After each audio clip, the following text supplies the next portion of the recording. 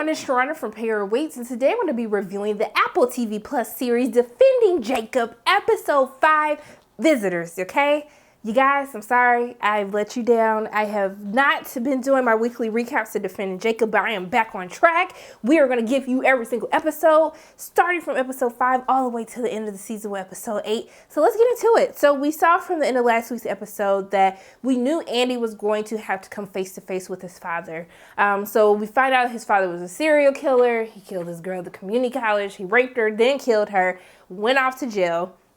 So Laurie had to find out from him that he's been lying about his dad walking out on him and his mother all these years. And I just don't know what the heck is going to happen.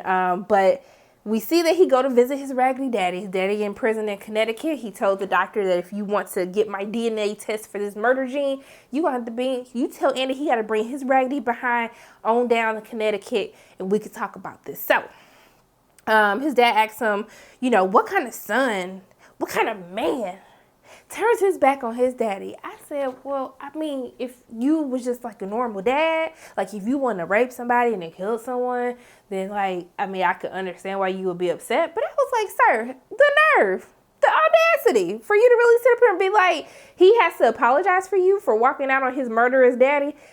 I was at a loss for words. I was just really confused. Even Andy was sitting there just like, huh? What? Apologize to you for what?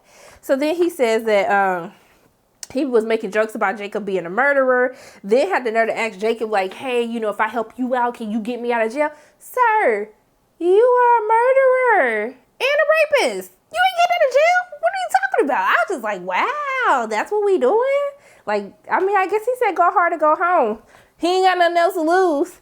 But I find it interesting that we see in the beginning of the episode that the kids are singing a song. So the graduation is happening for Jacob's classmates. Jacob's obviously not there. He's being homeschooled at home. He wasn't allowed there, but they're singing this song by Joni Mitchell called The Circle Game.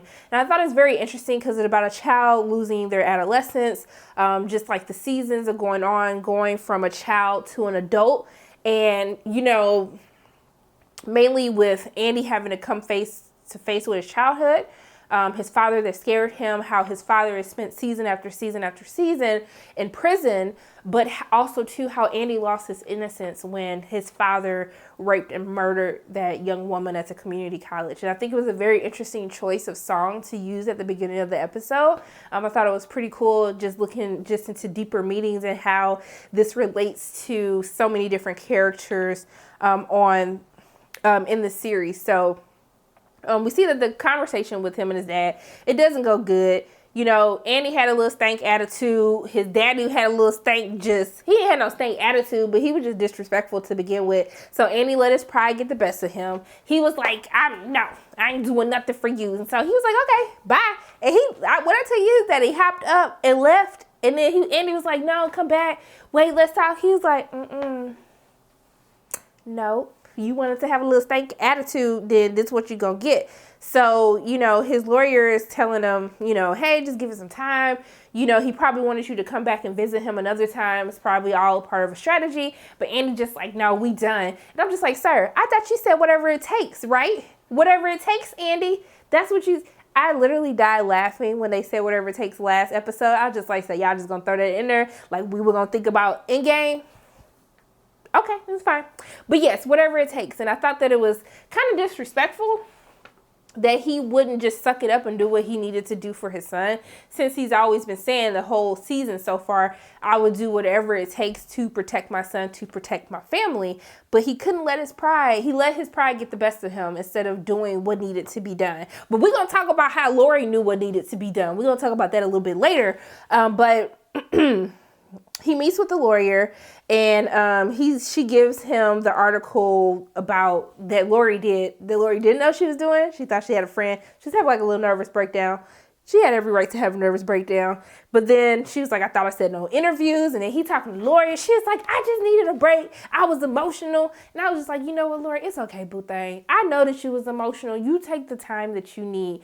But it's weird because I feel like the dynamic between Andy and Laurie is just very off. And it makes me feel as though, did they have a good marriage before? it feels like everyone is dealing with this on their own and no one is really coming together as a family. And that's why I found it so interesting when Jacob was just like, why are we trying to act like we're a family and we do all this stuff because we don't? And then Laurie like went off on him last week. But I was just like, but he has a point, because I just feel like the connection is off between Laurie and Andy. I don't know if that was something that happened before or the fact that they're both dealing in two different ways, because Andy is a part of the system that handles things like this, so he knows exactly what to expect. But Laurie as a mother, she doesn't. And first, like, your son being accused of being a murderer, and this exploration of her struggling with if she feels that Jacob is a murderer or if he isn't. And I think that Michelle Dockery, she was so fantastic this episode.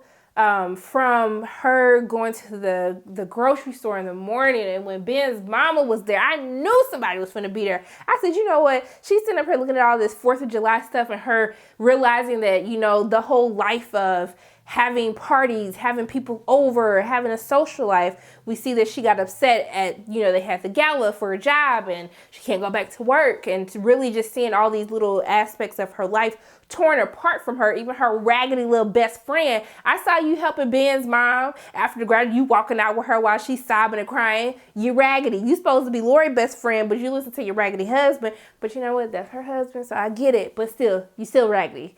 But I think she does such a fantastic job with, you could just really tell that she's really having this internal battle of not only dealing with their life being flipped, turned upside down. I just had to. There was a Fresh Prince of Bel-Air reference, but it was good enough for this. But also, too, with her having these thoughts, you know, we see flashbacks in previous episodes of Jacob holding his bowling ball.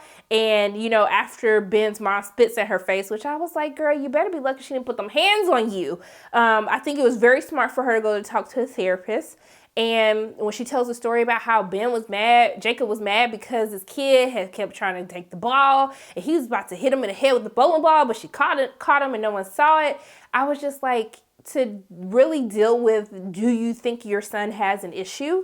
And, you know, we saw in a previous episode where, you know, Andy and Laurie have two totally different opinions as to whether Jacob was a difficult child. Laurie's like, yes, he was a difficult child. He was always crying. Like, there was clearly something wrong with him. And now with this revelation of who Andy's father truly is, I thought that she did a very fantastic job of really showing this inner turmoil of what she's really been having to deal with. And she doesn't talk to her husband about it, which leads me to feel that they have a weird relationship and it was something weird going on beforehand, but I'm still not quite sure.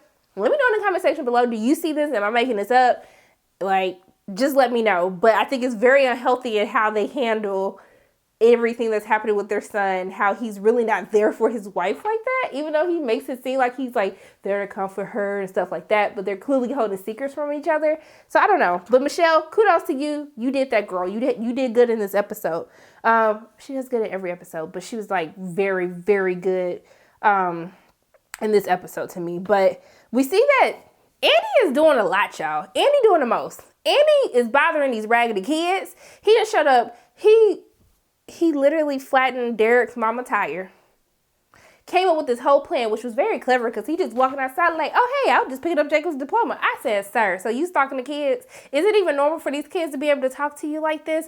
No one from your job is watching you to make sure that you're not interrogating people. This makes no sense to me, okay? Then when Derek's mama showed up, she didn't say nothing. She just tell him, get in the car.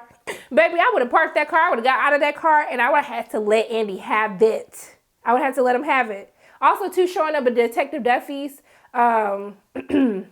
gym, he would have got the business as well. Especially after she helped you in the first place, okay? Because you just taking it a little bit too far. Then showed up at Sarah's job. First of all, I know y'all was thinking this.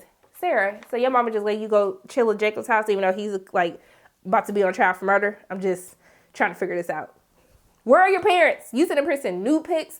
So Annie showed up at her job, and then she kind of tells her this story because she called the tip line, told them that Derek had Ben's phone, and then it turned into this whole thing. And so he's trying to figure out why didn't anyone tell them this, or, you know, could Derek be a suspect? Derek raggedy too, you know, I don't like him anyway.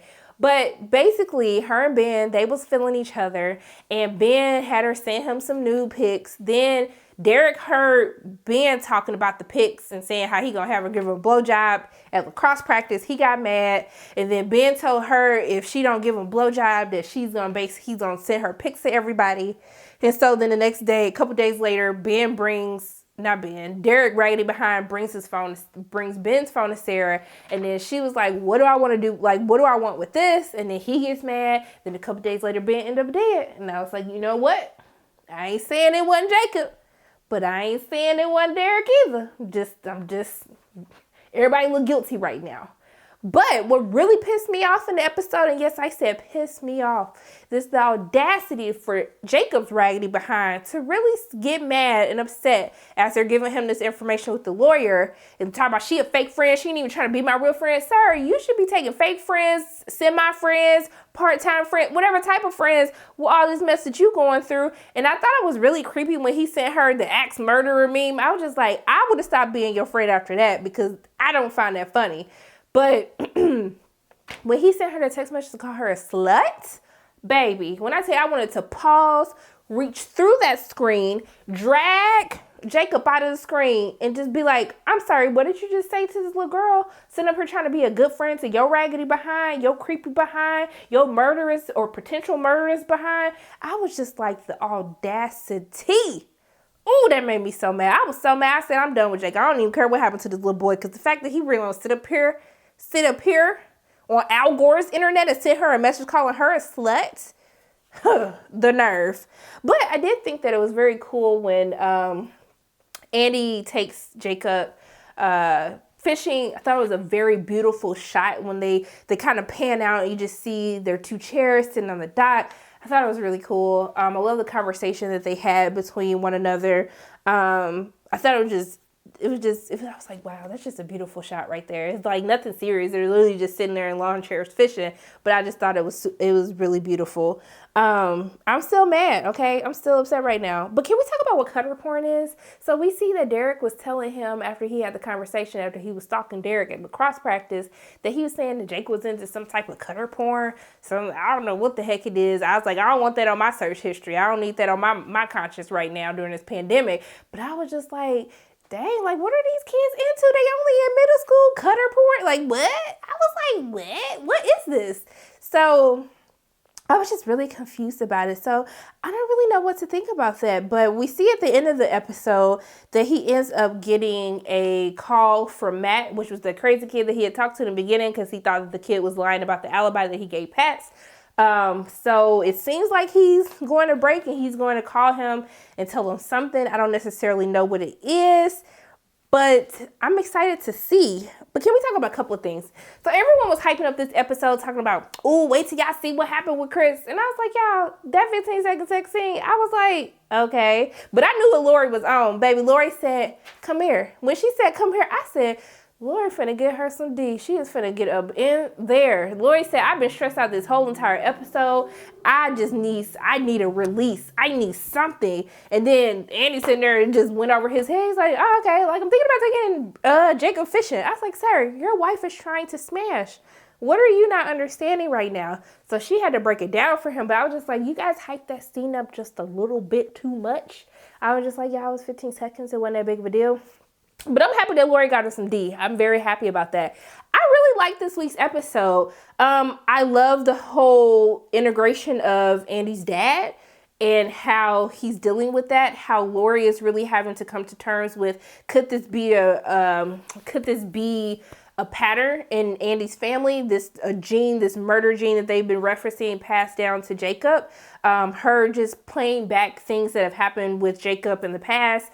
You know, could her son be a murderer? You know, it seems like it's something that she's struggling with, even though with Andy, he's just like, no, it's not a doubt in my mind that he's not a murderer. I think it's very interesting to see how this is going to play out. I do want it to be a little bit more realistic as far as how Andy is being able to talk to all these little raggedy kids with no one following him. He's sitting up here stalking Duffy, then went to Duffy's gym like nobody could just see him. He up here slashing tires and stuff in broad daylight. I was just like, y'all, how does this make a little bit more sense?